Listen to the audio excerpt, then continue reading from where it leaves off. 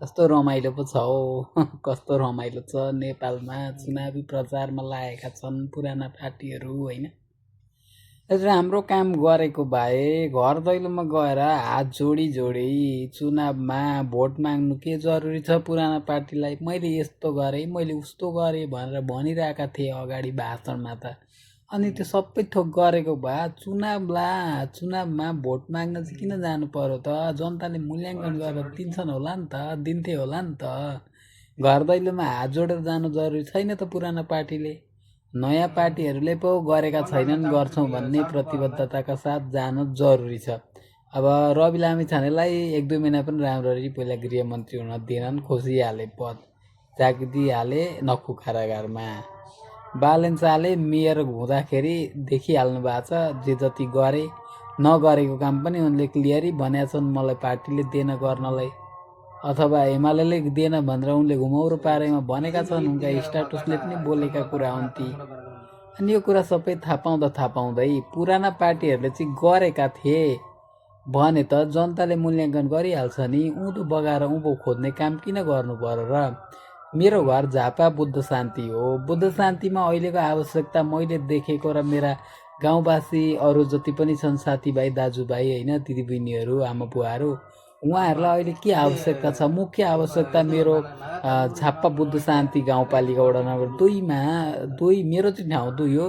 त्यहाँको अहिलेको आवश्यकता भनेको चाहिँ मलाई जहाँसम्म लाग्छ यो बर्खाको बेलामा त पानी प्रशस्तै पाइन्छ खेतीबाली गर्नलाई होइन, पहिला पाइन्थ्यो। अहिले चाहिँ के छ भने हिउँदोमा त तपाईँको पानी नै पाउँदैन। पानी खोज्नलाई जानुपर्छ माथि खारवित्ता भन्ने ठाउँ जुन चाहिँ इलामको सिमानामा पर्छ। पानी लिन जान पाइँदैन, हाहाकार छ हेर्नु। पानी लिन जान त के पानी नै पाइँदैन। अब खोलामा जेसिबी लगाएर गहिरो गहिरो गहिरो बनाएको छ खोला गहिरो भएपछि पानीको मुहान सुक्यो।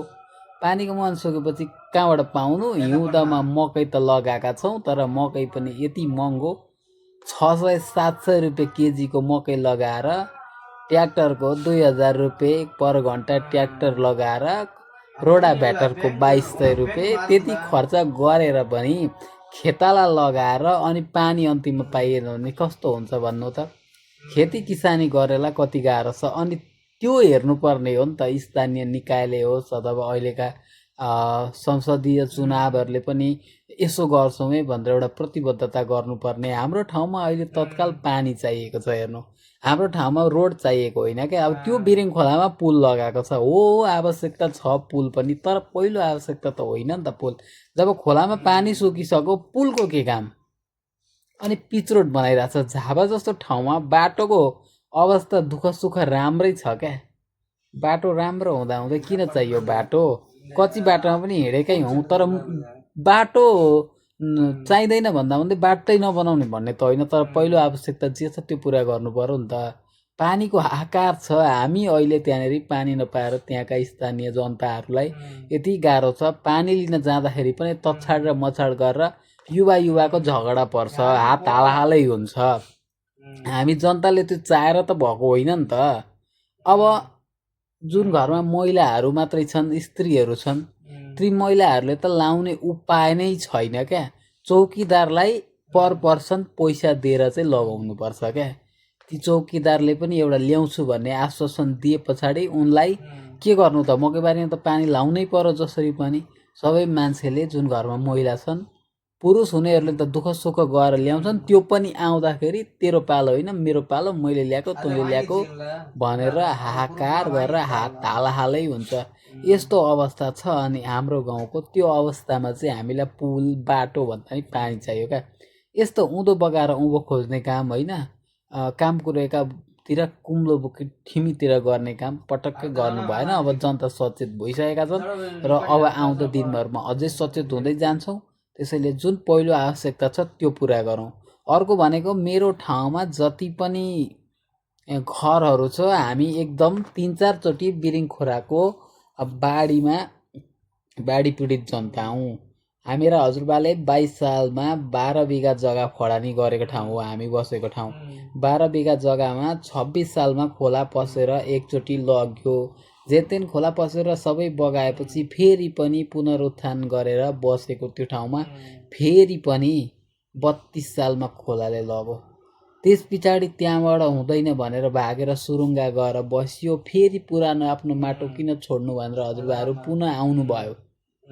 आएर बसेर आउँदा 63 सालमा फेरि एकदम खोलाले डर देखाएर पस्नै खोजे जस्तो गर कतिवटा रहेको ठाउँ त लग्यो पनि। रै पनि हामीले आफ्नो जन्मभूमि छोड्दैनौँ भनेर बसेर दुःख सुख अहिले त्यहाँ 12 बिघा जग्गामा 10 बिघा जग्गा त खोलै कुदेको छ। बाँकी भएको 2 बिघा जग्गा पनि ओइलेनी छ।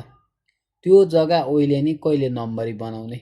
कुन चाहिँ निकायले बनाउँछ? अहिलेसम्म आजसम्म बनाएको छैन। हामीले एउटा गाउँमै केही गरौँ, केही गरेर खाउँ भन्ने कुरामा पनि कुनै पनि राज्यले, कुनै पनि स्थानीय निकायले पनि धनीपुर जग्गालाई पहल गरेको छैन। एउटा सरकारले आउँछ, पहल गर्छ, अर्को सरकार चेन्ज हुन्छ, त्यस पछाडि हराउँछ।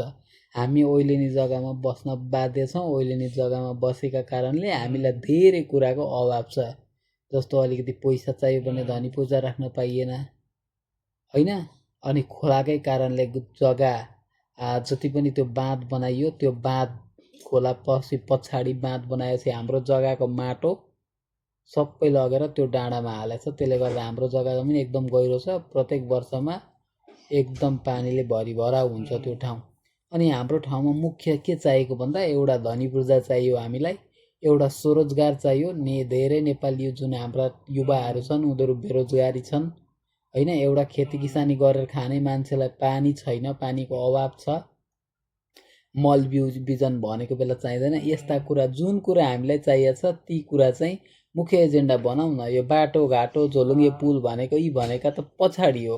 निड र वान्ट भन्ने कुरा हुन्छ नि जुन इङ्ग्लिसमा, हामीलाई निड चाहिएको छ, वान्ट होइन। वान्ट भनेको पछिको कुरा हो। पहिला निडलाई चाहिँ पुरा गरौँ।